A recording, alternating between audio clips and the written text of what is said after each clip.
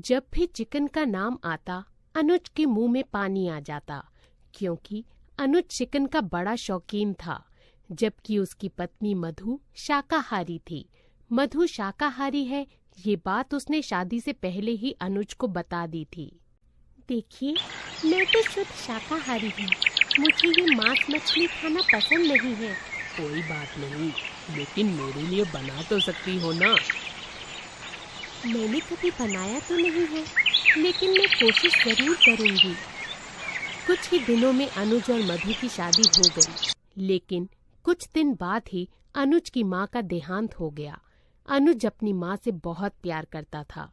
अपनी माँ के जाने से अनुज बड़ा दुखी हुआ, लेकिन उसका बड़ा भाई और भाभी दोनों बहुत खुश हुए। माँ की वजह से इस नल्ले अनुज को कितने सालों से पाल रहा था मैं। अब इसे घर से निकालने का वक्त आ गया है। सही कहा, काम वाम कुछ आता तो है नहीं इसे, फालतू में हमारा पैसा खर्च करवाता है। दरअसल अनुज और उसका बड़ा भाई मोहन एक साथ एक छोटा सा होटल चलाते थे।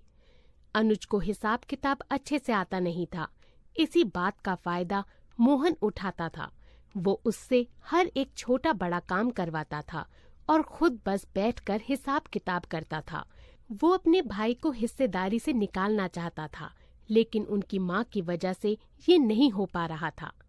लेकिन अब माँ की मौत के बाद मोहन ने अनुज से कहा, अनुज, अपना सामान ले और निकल जा इस घर से। निकल जाऊं? लेकिन कहाँ जाऊंगा भैया? मुझे क्या पता, जहाँ मर्जी चले जा, लेकिन इस घर में तुझे और तेरी बीवी को जगह नहीं मिलेगी। मधु ने रोते हुए अपनी जेठानी के पैर पकड़ लिए। दया कीजिए दीदी, मेरी अभी अभी शादी हुई है, मैं कहाँ जाऊंगी? मधु की जेठानी रजनी ने कहा, ये तो तूने इस बैल बुद्धि से शादी करने से पहले सोचना था। अरे इसके दिमाग में गोबर है, गोबर। कुछ काम धंधा आता नहीं है इसे, फालतू में हर महीने पैसा खर्च करवाता रहता है हमारा बस। लेकिन बस अब और नहीं, निकल जाओ यहाँ से। अब मैं तुम दोनों पर और पैसा खर्च नहीं करना चाहती। मोहन और रजनी ने मिलकर अनुज और मधु को घर से निकाल दिया। मधु ने अपनी कुछ साड़ी रख ली और खाना बनाने के लिए उसे बस एक हांडी और एक चम्मच मिला। दीदी, एक हांडी और एक चम्मच में कैसे खाना बनाऊंगी मैं? साथ में और कुछ तो दे दो। अरे जा जा, ऐसे क्या बनाएगी जो इतने सारे बर्तन लगेंगे? खाने तो आखिर तुझे सूखे चावल ही हैं, इसमें ही हो जाएगा। एक हांडी में क्या क्या बन सकता है, ये अगर रजनी को पता होता तब शायद वो हांडी भी ना देती। जो भी मिला उसे समेटकर अनुज और मधु नए ठिकाने पर निकल गए। मधु, माफ कर दो मुझे, मेरी वजह से शादी के बाद ही तुझे ये सब कहना पड़ रहा है। इसमें आपकी क्या गलती है जी? आपको कैसे पता होगा कि आपका बड़ा भाई और भाभी ये सब करने वाले हैं? असल में बचपन से ही मैं बैल बुद्धि हूँ। मैं पढ़ाई लिखाई में अच्छा नहीं था। भैया हमेशा मुझे डांटते थे। सिर्फ माँ मुझसे प्यार करती थी। माँ की वजह से ही सब कुछ सही चल रहा था। कोई बात नहीं जी, अब मैं आ गई हूँ ना, अब सब कुछ ठीक हो जाएगा। आखिर कैसे ठीक होगा मधु? ना मेरे पास पैसे हैं और ना ही घर। हम कहाँ रहेंगे? फुटपाथ पे सड़क किनारे कितने सारे लोग रहते हैं, हम भी वहीं रहेंगे। और पैसा कहाँ से आएगा? अभी हम भीख मांगेंगे, बाद में देखा जाएगा। मधु ने फुटपाथ पर लकड़ी और अपनी साड़ियों से एक तंबू बना लिया और उसी के अंदर दोनों रहने लगे। फिर अगले दिन सुबह होते ही पति पत्नी भीख मांगने लगे। भगवान के नाम पे कुछ दे दो साहब, भगवान तुम्हारा भला करेगा। हम बहुत गरीब हैं साहब, थोड़े पैसे दे दो साहब, पेट भर लेंगे। लेकिन दोनों जवान पति पत्नी को देखकर लोग बोलने लगे, ये देखो, इनको बस मुफ्त का खाना चाहिए, हाथ पैर सब कुछ ठीक है, तो फिर काम धंधा क्यों नहीं करते? यूं भीख मांगते हुए तुम्हें शर्म नहीं आती? हमें काम कौन देगा साहब, आप देंगे? नहीं, मेरे पास काम नहीं है, लेकिन काम तो कहीं भी मिल जाएगा। बोलने के लिए तो बहुत कुछ बोला जा सकता है, लेकिन असली वक्त पे सभी पीछे हट जाते हैं। इस तरह वो आदमी भी वहाँ से चला गया। लेकिन अनुज और मधु को अपना पेट भरना था। पास ही में बबलू नाम का 15 साल का एक लड़का भीख मांगता था। उससे मधु और अनुज की दोस्ती हो गई। बबलू कभी बर्गर तो कभी रोटी लाकर उन दोनों को खिलाने लगा। आजकल के ज़माने में ऐसे कोई भीख नहीं देता, उसके लिए एक्टिंग करनी पड़ती है। कभी लंगड़े होने की एक्टिंग करो तो कभी अंधे होने की।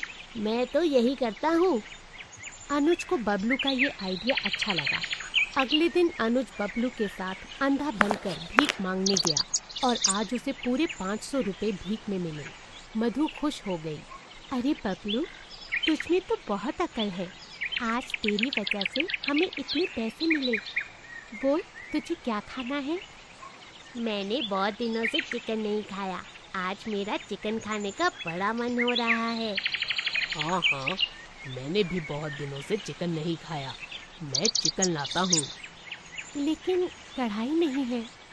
अच्छा ठीक है, ले आइए, मैं कुछ जुगाड़ करती हूँ।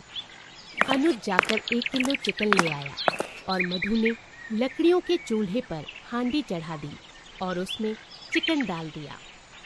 मधु, हांडी में चिकन कैसे बनेगा? पता नहीं, कोशिश करती हूँ। और कुछ है भी तो नहीं। मधु ने उसके अंदर अदरक, लहसुन, नमक, सरसों का तेल, हल्दी और मिर्च डाल के अच्छे से मिला दिया और पानी डाल के धीमी आंच में पकाने लगी। घंटों भर चिकन पकने के बाद मधु ने हांडी का ढक्कन खोला और उसमें से इतनी अच्छी खुशबू आई कि मधु के मुंह में भी पानी आ गया। अरे वाह, मैंने जिंदगी में पहली बार चिकन बनाया है और खुशबू तो बढ़िया लग रही है। आज खा के देख ही लो मधु, वैसे भी कुछ और नहीं है। मधु ने जल्दी जल्दी चावल पकाए और तीनों मिलकर हांडी में बना हुआ चिकन खाने बैठ गए। अरे वाह, टेस्ट भी तो बढ़िया है। हाँ चाची, आपने क्या चिकन बनाया है? ऐसा चिकन मैंने तो अपनी पूरी जिंदगी में कभी नहीं खाया। हाँ मधु, मैंने भी। हांडी में इतना अच्छा चिकन बनता है, ये मुझे नहीं पता था। 1 किलो चिकन तीनों ने मिलकर खत्म कर दिया। फिर बबलू ने कहा, चाची, आपने इतना अच्छा हांडी चिकन बनाया है कि आसपास के बच्चे भी खाने के लिए चले आए हैं। आप यही हांडी चिकन बेचती क्यों नहीं हो? अरे हाँ, ये तो तुमने सही कहा। लोग एक ही तरह का चिकन खाते खाते बोर हो गए हैं। लोगों को ये हांडी चिकन बहुत पसंद आएगा। लेकिन उसके लिए भी तो पैसे की ज़रूरत है। बड़ी हांडी चाहिए, चूल्हे के लिए लकड़ी चाहिए, बर्तन चाहिए। कम से कम 10,000 रुपए की ज़रूरत है। कहाँ से आएगा पैसा? मैं दूंगा ना। भीख मांग मांग कर बिजनेस करने के लिए कुछ पैसे इकट्ठे किए हैं मैंने। इसी व्यापार में लगा देता हूँ पैसा। आप मुझे पार्टनर बना लेना। अगले ही दिन से मधु ने हांडी चिकन बनाना शुरू कर दिया। हांडी चिकन की स्मेल से ही लोग आने लगे। मधु फुटपाथ पे बैठकर हांडी चिकन बनाने लगी। बबलू और अनुज लोगों को खिलाने लगे। इसी तरह वो दुकान फुटपाथ हांडी चिकन के नाम से फेमस हो गया। जिस आदमी ने अनुज और मधु को कुछ काम करने की सलाह दी थी, वो भी एक दिन खाने आया और हांडी चिकन खा के उसकी बहुत तारीफ की। अरे वाह, तुम लोगों ने तो कमाल कर दिया, बहुत स्वादिष्ट चिकन था। इसी तरह 1 साल के अंदर उन लोगों ने खुद की दुकान ले ली, जिसमें वो हांडी चिकन बिरयानी बनाकर बेचने लगे। बबलू उन दोनों के साथ ही रहने लगा। उधर मोहन का होटल धंधा बंद होने के कागार पर आ गया, क्योंकि पहले अनुज ही सारा काम संभालता था। कभी कस्टमर के साथ अच्छा बर्ताव करके उन्हें खुश करता था, लेकिन मोहन वो कर नहीं पाया और होटल बंद हो गया। और 1 साल बाद अनुज ने उस होटल को भी खरीद लिया और इसी तरह हांडी चिकन बेचकर अनुज, मधु और बबलू अमीर हो गए और खुशी खुशी जीवन बिताने लगे।